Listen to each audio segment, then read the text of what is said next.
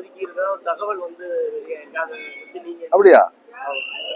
வதந்திகளுக்கு எல்லாம் போய் நம்ம பதில் சொல்ல முடியாது. நான் தான் நேற்று தானே உங்கள்கிட்ட சொன்னேன், நாங்க இன்னும் கூட்டணியை பத்தி எந்த முடிவும் எடுக்கல.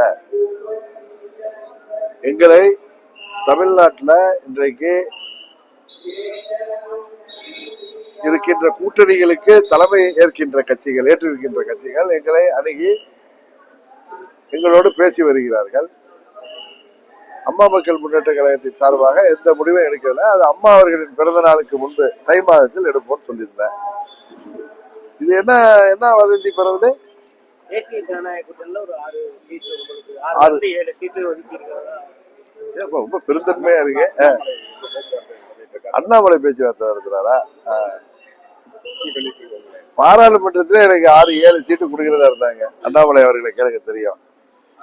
நான் தான் வேணான்னு சொன்னேன். நாங்க வந்து அன்கண்டிஷனலா சப்போர்ட் பண்றோம், நிற்கவில்லைன்னு. இருந்தாலும் நாங்கள் நின்னாதான், அது நாங்கள் போட்டியிட்டால்தான் அந்த அம்மா மக்கள் முன்னேற்ற கழகத்திற்கு சார்பான வாக்கு வங்கி அது பலனளிக்குங்கிறதுனால நாங்கள் மினிமம் 2 தொகுதிகளால் நின்னுங்கன்னு சொன்னதுனாலதான் நானும் திருச்சியில தம்பி செந்தில் நின்னோம். இந்த மாதிரி வதந்திகளை நீங்க சொல்றப்ப எனக்கு என்ன ஒண்ணுனா வருதுன்னா, நம்ம ஊர்ல எல்லாம் சொல்லுவாங்க, இன்னும் மாடே வாங்கல அதுக்குள்ளார மத்துக்கு அலையிறானான்னு சொல்லுவாங்க. நான் இருக்கா தயிர் கிடையிறதுக்கு அதே மாதிரி இருக்கு. இன்னும் தஞ்சாவூர் பக்கம் ஒண்ணு சொல்லுவாங்க, இன்னும் பிள்ளைக்கு வரனே அமையல அதுக்குள்ளார பேர குழந்தைக்கு பேர் வச்சுட்டு அலையிறானான்னு சொல்லுவாங்க. அதே மாதிரி நம்ம கேள்விப்படுற பழைய பழமொழிகள், அடியேன்னு கூப்பிடுறதுக்கு ஆத்துக்காரியே அமையல ஆனா பிள்ளைக்கு பேர் வச்சுட்டு அலையிறானா கிருஷ்ணமூர்த்தின்னு சொல்லுவாங்க. இது யார் அந்த கிருஷ்ணமூர்த்தி இத மாதிரி வதந்திகளை கிளப்புறாருன்னு எனக்கு தெரியும். அந்த வதந்திகளை விதைக்கிற கிருஷ்ணமூர்த்தி யார் என்று என்பது எனக்கு தெரியும். அதை பரப்புகின்ற கிருஷ்ணமூர்த்தியின் சீடர்கள் யார் என்பது தெரியும். அவர்கள் ஏமாந்து போக போகிறார்கள்.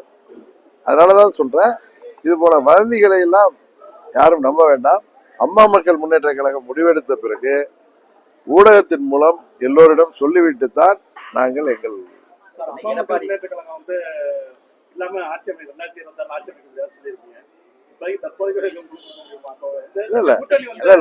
அம்மா மக்கள் முன்னேற்ற கழகம் இருங்க குழுங்கிறது சொல்றேன்.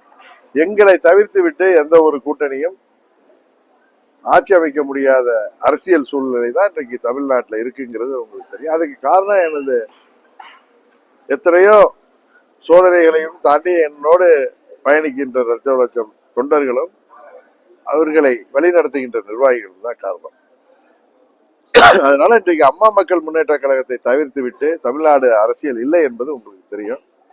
21 தேர்தலையும் ஆட்சிக்கு யார் வர வேண்டும் என்பதை தீர்மானிக்கின்ற சக்தியாக இருந்தோம்.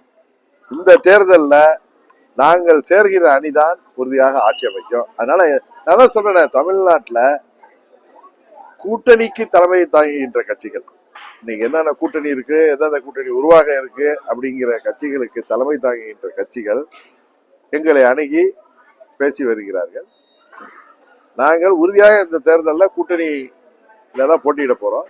நாங்கள் எந்த கூட்டணிக்கு செல்வோம் என்பதை உறுதியாக உங்களுக்கு தெரியும்.